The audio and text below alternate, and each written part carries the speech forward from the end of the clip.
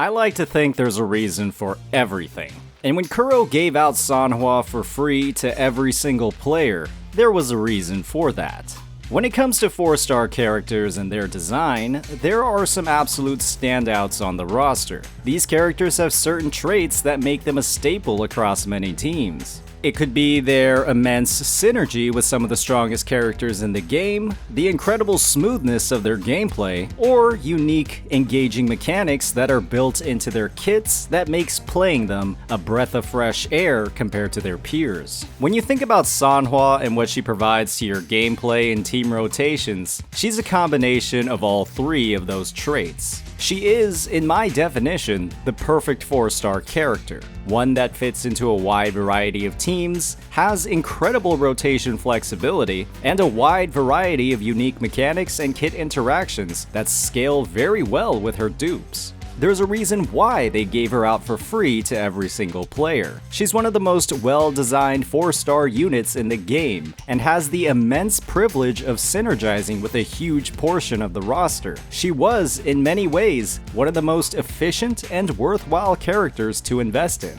Today, we'll be diving into why this is the case, exploring the fantastic ways that Sanhua contributes to team compositions, how her flexibility is easily one of her greatest strengths, and how she'll likely be one of the most future-proof and power creep immune units in the game. She simply brings too much to the table to do anything other than age like a fine wine. As always, if you're enjoying this content, please hit that like and subscribe button. Sanhua at her core serves more of a supportive role on her teams, taking on the position of a sub-DPS that offers a respectable amount of damage, but mainly focuses on buffing other teammates. She shines brilliantly in this position. Every factor of her design hinges on a very unique mechanic activated through her Forte circuit. Rather than a Forte circuit that builds up with actions or attacks made on field like many other characters, Sanhua uses her circuit to detonate ice creations that she conjures through the use of her Resonance skill and Resonance Liberation. With each ice creation made, the size of her Forte circuit grows, and she can detonate these creations by holding down the basic attack button and releasing once the gauge is above the active part of her circuit.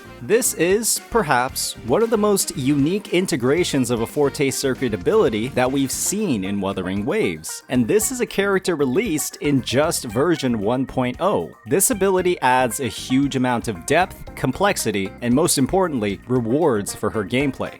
It can be difficult to time this attack properly when faced up against enemy attacks. It's incredibly easy to cancel the attack through a dodge or simply get hit during the sequence, causing some massive problems in your rotations. But with that risk comes some amazing rewards. When designing a high-skill character, Kuro made learning them worth it. This is because Sanhua's Forte circuit detonation generates some of the most concerto energy in the game. With certain 4-star weapons like Overture, which generate concerto energy on their own, Sanhua can quite literally cast her Resonance Liberation, then her Resonance skill, and then detonate her Forte circuit to generate close to, if not 100% of her concerto energy. What this means is that she has one of the fastest rotations in the game, provided you can use her circuit properly, and that means faster access to other party members' intro skills for more resource generation, faster access to the most damaging team members' rotations, and perhaps most importantly, faster access to her outro skills' fantastic buffs.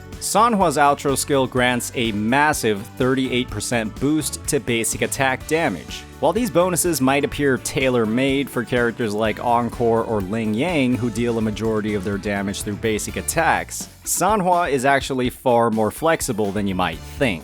Almost every DPS in the game is going to be using their basic attack at some point within their rotation. While there are some standouts like Jian or Jin Si who deal virtually no damage through basic attacks, every other DPS weaves these attacks into their rotation to gain access to their most damaging moves, like Chang Li, Calcharo, Havoc Rover, and in the future, Shangli Yao. What this means is that Sanhua can be slotted in as a sub DPS that gives minor damage boosts to these characters, while more importantly providing consistent access to their intro skills, which generate a huge amount of concerto and resonance energy, streamlining the team's overall rotations and, in some ways, lowering energy regeneration requirements. There's also another massive benefit to using these constantly available intro and outro skills: the Moonlit Clouds Sonata Set's buff. Sanhua's massive concerto energy generation when played well allows her main DPS to have near permanent uptime on the set's massive 22.5% attack buff, which means that she has a very respectable buffing ability even if she isn't supporting a character centered around these basic attacks. These general buffing abilities get extended even further as you accumulate more and more of her nodes, with her 6th sequence node granting a massive 20% attack boost to the entire party. What this ultimately means is that Sanhua, at max copies, could potentially be one of the best general buffers in the game, as when this effect is combined with Moonlit Clouds, she's granting at minimum a 42.5% attack boost to your DPS, and this isn't even counting any impact from her outro skill. Combine that with her ability to pretty much instantly generate her entire concerto energy gauge, this is a character that you'll likely be able to slot into any team as you invest more and more into her.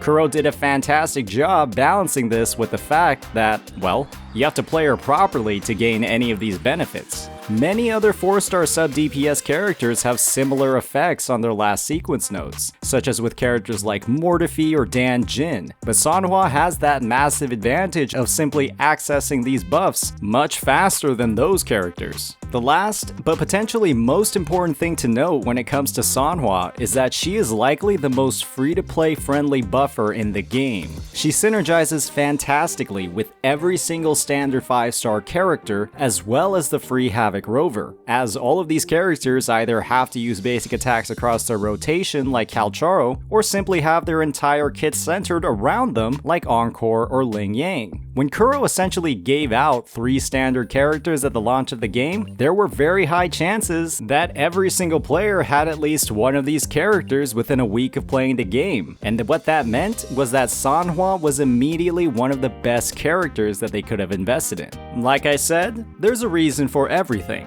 And there's a very good reason as to why Kuro gave out Sanhua for free. While she isn't the easiest character to pilot in the game, she provides so much potential upside to teams that it's hard not to recommend her to every single player. One of my biggest regrets when it comes to Wuthering Waves is not playing this character sooner. But when resources are limited and there are so many amazing characters to pull and spend those resources on instead, you can't blame anybody for missing out on her potential. Give her a spin sometime.